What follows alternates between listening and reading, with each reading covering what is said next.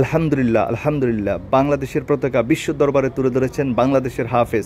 কুয়েতে ১৩তম বিশ্ব কোরআন প্রতিযোগিতায় ৭৪টা দেশের মধ্যে প্রথম স্থান অর্জন করেছেন বাংলাদেশের হাফেজ আহনাস মাহফুজ, এবং কারীদের প্রতিযোগিতায় আবু জর গিফারি হয়েছেন দ্বিতীয়।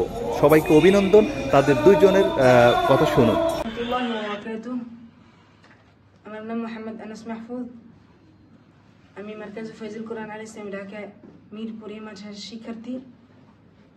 আমি কুয়েতে আন্তর্জাতিক হিফজুল কোরআন প্রতিযোগিতায় সিগারেট ছোট গ্রুপে প্রথম স্থান অর্জন করেছি। দেশবাসী সকলের কাছে দোয়া চাই, সবাই আমার জন্য দোয়া করবেন, আমি যেন সামনে আরো ভালো করতে পারি।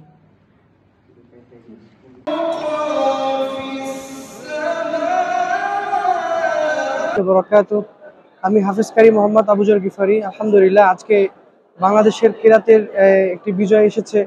হিফজে প্রথম স্থান অর্জন করেছে এবং কেরাতে তৃতীয় স্থান অর্জন করেছে। এটি আমাদের বাংলাদেশের সবার মানুষের অর্জন, আমাদের গণমানুষের অর্জন। আলহামদুলিল্লাহ, আমি পড়ালেখা করছি মাহাদুল কেরাত বাংলাদেশ শেখ আহমদ বিন ইউসুফ আল আজহারি পরিচালিত, এবং আমি হিফজুল কোরআন সম্পূর্ণ করেছি বিশ্ববিখ্যাত হাফেজদের উস্তাদ, যার মাধ্যমে পূর্বে যারা বিশ্বজয়ী করেছেন শেখ কারি নাজমুল হাসান সাহেব দামাত বারকাতুহু, ওনার কাছে আমি হিফজ কমপ্লিট করেছি।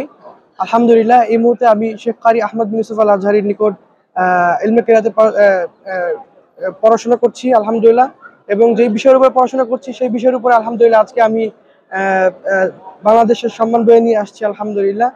এবং এতে বাংলাদেশের বিশ্বের দরবারে বাংলাদেশের সম্মান আরো অনেক উপরে চলে যাবে বলে আমি আশাবাদী ইনশাআল্লাহ। আমাদের সবার জন্য, বাংলাদেশের জন্য সবাই দোয়া করবেন ইনশাআল্লাহ।